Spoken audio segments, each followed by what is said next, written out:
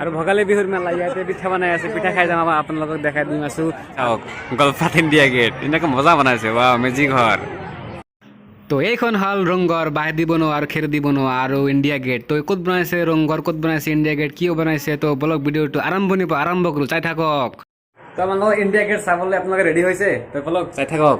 তো তাৰ আগত আমাৰ কি ক'লে গেটটো খুলিব লাগিব, তো পলক গেটটো খুলি ল'লোঁ। তো আৰু আমাৰ বাকী ইয়াতে ৰেডি। তো আপোনালোকে ভাবি আছে যে গোৱালপাৰাত ইণ্ডিয়া গেট চাবলৈ যাব, এইটো বহুত ডাঙৰ কথা ন। তো কিবা ভাবি আছে নাজানো। তো কথা হ'ল কি জানে, তো গোৱালপাৰা ইণ্ডিয়া গেট এনে কিহৰ কাৰণে বনাইছে, কিয় বনাইছে আপোনাক গোটেইখিনি কৈ দি আছোঁ। মানে মেজিক ঘৰ গোৱালপাৰা আজিকালি বৰ্তমান আজিৰ ডেটত মানে কি হৈ আছে, বহাগ বিহু চলি আছে। বহাগ বিহুত মানে কি হৈ আছে, তো তাৰে আগত আপোনালোকৰ শুভেচ্ছা জনালোঁ চবকে, বহাগ বিহু আন্তৰিকতা বহুত শুভেচ্ছা জনালোঁ। তো গোৱালপাৰাবাসী এনেকুৱা এটা বছৰ নাই যে মেজিক ঘৰ নবনায়। তো বহুত ভাল লাগে তাতে যায়, আৰু গোৱালপাৰাবাসী এইটো কাম কেতিয়াও পিছ পৰি নাথাকে। আৰু তাকেই আমি আপোনালোকক দেখাব ইণ্ডিয়া গেট কেনেকৈ বনাইছে, কি আমি গোটেইখিনি আপোনালোকক দেখাম। তো বলক এইটো আৰম্ভ কৰোঁ, লেটছ গ'। তো গোৱালপাৰা ইণ্ডিয়া গেট দেখাৰ আগতে আপোনালোকৰ এটা সুন্দৰ ধুনীয়া আকৰ্ষণীয় পাৰ্ক দেখাই দিম। মানে নৰনাৰায়ণ সেইটো ব্ৰিজ পোৱাৰ আগতে এখন নতুন সুন্দৰ আকৰ্ষণীয় পাৰ্ক বনাইছে। সেই পাৰ্কখন আপোনালোকে কি কৰিব পাৰে, নতুন সৰু ল'ৰা ছোৱালী বা আপোনালোকৰ ভাই ভনী থাকে, আহি দেখাই ল'ব পাৰে, বহুত ভাল লাগিব। ইয়াতে নতুন বনাইছে, তো আমি সেইখিনি আপোনালোকক দেখাই দিম। তো বলক ভিডিঅ'টো আপোনালোকে চাই থাকক। তো এই পাৰ্কখনৰ সোমোৱাৰ আগতে এখন মূৰ্তি পাব, বহুত ধুনীয়া মূৰ্তি, মানে ভূপেন হাজৰিকা। এই চাওক দেখাই দি আছোঁ, ৱা মজা বনাইছে। এই বনোৱা মানুহজনক কি ক'ম, চেলিউট জনাব লাগিব। তো আমি এতিয়া পাৰ্কৰ ভিতৰত, তো আমি এতিয়া কি আছে আপোনালোকক গোটেইখিনি দেখাম। তো বলক এই চাওক, ফাৰ্ষ্টতে এইটো পাব মূৰ্তি, কি বনাইছে এইটো জিৰাফ, মজা। আৰু জিৰাফ চোৱা হৈ গ'ল, এতিয়া আমি দেখাম অলপ গৰু। এতিয়া গৰু বনাইছে, মজা বনাইছে, সঁচা একদম।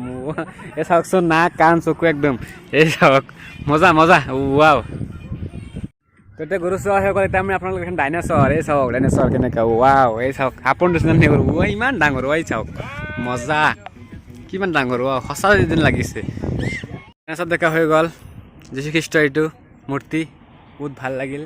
তো আৰু ইয়াতে আমাৰ এখন দেখাইছোঁ কাজিৰঙাৰ গড়, নহয় কাজিৰঙাৰ নহয়, কাজিৰঙা চাইছিলোঁ এনেকৈ গড়, বাট ইয়াতে নিজে হাতে বনাইছে মানুহ এজন, কাৰিকৰজনী আৰু যাদু আছে, মজা।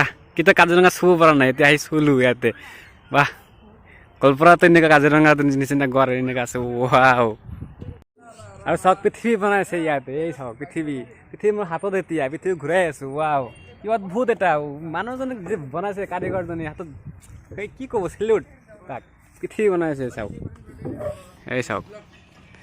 তো এতিয়া আমাৰ পাৰ্ক চোৱা শেষ। তো আপোনালোকৰ ঘৰত যদি সৰু ল'ৰা ছোৱালী থাকে, সোমাই যদি থাকে, আহি ফুৰাই লৈ যাব, বহুত ভাল লাগিব। তো এতিয়া আমি বলক যাওঁ ক'ত, ইণ্ডিয়া গেট।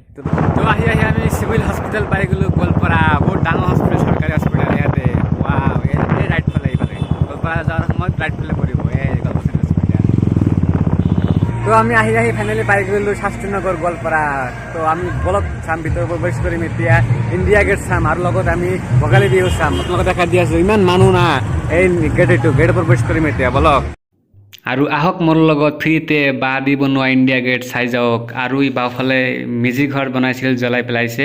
তো ইণ্ডিয়া গেট যিমান সৰু দেখা যায় আছে মোবাইলত, ইমান সৰু নহয়, ইয়াত প্ৰায় 30 ফুট ওখ, আৰু বহুত কষ্টকৈ বনাইছে ইয়াৰ গোৱালপাৰা শাস্ত্ৰীনগৰত। তো আহক।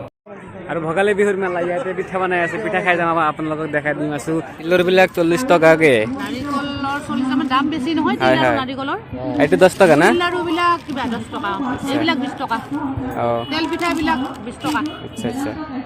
তো আমি এতিয়া বেলেগ জেগাত যাই আছোঁ, মানে গড়াইমাৰি, মানে ৰংঘৰ বনাইছে, বলক সেইটো মই এখন দেখাম কেনেকৈ বনাইছে মেজিক ঘৰ, বলক চাই থাকক। তো ফাইনেলি আমি ৰংঘৰ আহি পাই গ'লোঁ গড়াইমাৰি। তো আপোনালোকক দেখাই দিম ভিতৰত যাই কেনে, ওপৰত উঠিম, 2টা ষ্টেপ আছে, চাই কেনে মজা লাগিছে, এই চাওক। তো ৰংঘৰ 2টা ষ্টেপ আছে, ফাৰ্ষ্ট ফ্ল'ৰটো হৈ গ'ল, এতিয়া ছেকেণ্ড ফ্ল'ৰ উঠি আপোনালোকক দেখাই দি আছোঁ। তো উঠাৰ আগত এনেকুৱা বাঁহেদি চিৰি আছে, এনেকৈ উঠিব, তামোল গছৰ চিৰি, বাঁহ আছে, ধৰি উঠিব পাৰিব, মজা। তো এতিয়া উঠি আহিছোঁ ফাইনেলি, বহুত ভাল লাগি আছে, মজা।